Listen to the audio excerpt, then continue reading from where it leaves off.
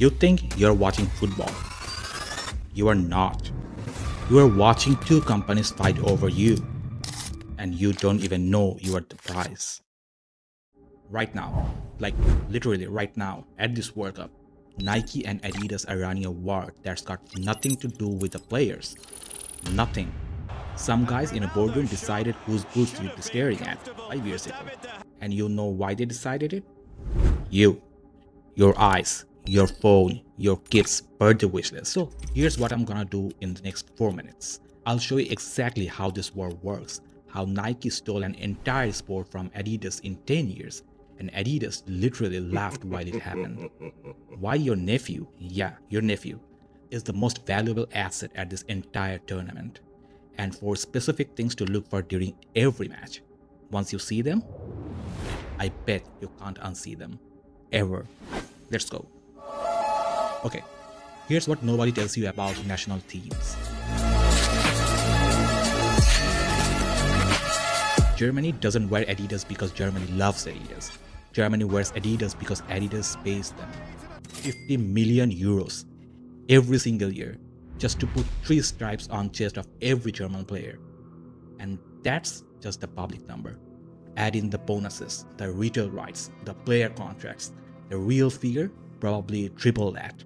Same deal with France and Nike, Brazil and Nike, Argentina and Adidas. Every national team you've ever cheered for owned by a logo. The federation signed the paper. The players, nobody asked them. Think about that. Mbappe doesn't play for France. Not really. He plays for whoever cashed the federation's biggest check. Right now, that's Nike. And here's the wild part. If Adidas had just bid higher back in 2011, Mbappe's wearing these straight straps today. Same player, same talent, different logo. And different war. These boots on his feet aren't a choice. They are a transaction. And you are what's being sold. So here's the thing. Until 1994, Adidas owned football. I guess all of it. Total monopoly. Nike was selling running shoes to Americans. That was it.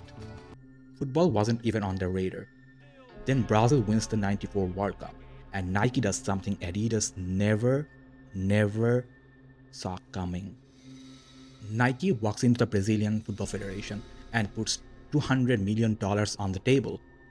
10-year deal. At a time when the biggest football sponsorship in history was a fraction of that. A fraction. You know what Adidas did? They laughed. They actually laughed. They thought Nike had lost its mind. Thought Brazil could never be worth that much. Brazil wore Nike to the 98 final, then 2002 final, then they owned the whole thing. And here's why it gets crazy.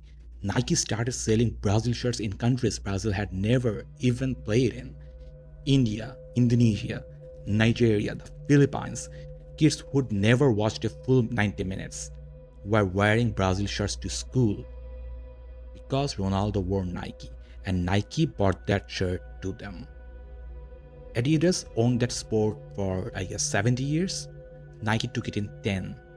And the part Adidas still hasn't recovered from, while they were busy protecting Europe, Nike was quietly buying the rest of the world. Even look at this World Cup right now. Nike's got Brazil, Portugal, France, US as well, Netherlands, England, South Korea. Adidas has Germany, Spain, Argentina, Belgium, Japan, Mexico.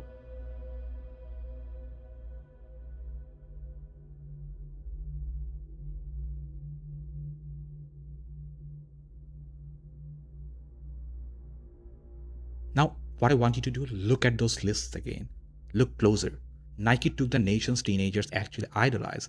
Ronaldo, Mbappe, Neymar, Vinicius, the faces on every dorm room wall from Jakarta to Laos. Adidas kept Europe, heritage, tradition, older fans who already own a closet full of jerseys, fans who have already spent their money. See it now? Nike isn't selling to football fans. Nike is selling to 14-year-olds in countries that don't even have a team at this tournament. That's the war, and you've been standing in the middle of it this whole time. Every time your nephew asks for a Mbappe shirt, Nike won. Every time he wears it to the school, Nike won again. Every time he begs his parents for Nike boots, because that's what real footballers wear. Adidas just lost another generation right there at his school gate. Nike isn't competing with Adidas at this World Cup. Nike is replacing them, one teenager at a time. 2014, Germany wins the World Cup wearing Adidas. 3 million shirts sold in 30 days. Stock jumps overnight. Everyone's a genius. 2018, Germany crashes out in the group stage. Same shirts, same logo. Sales drop 90% in a week. Stock dips. Shareholders start panicking. Nike doesn't have this problem. Not really. They spread their bets. 7 nations, 3 continents. One falls, 6 are still standing. Adidas is concentrated. When their teams lose, the whole strategy bleeds. Nike sleeps fine, no matter who wins. And Adidas doesn't sleep at all. Alright, here's what to watch for, starting with the very next match. Photos. 1. The trophy photo. When the team wins, look at that celebration shot.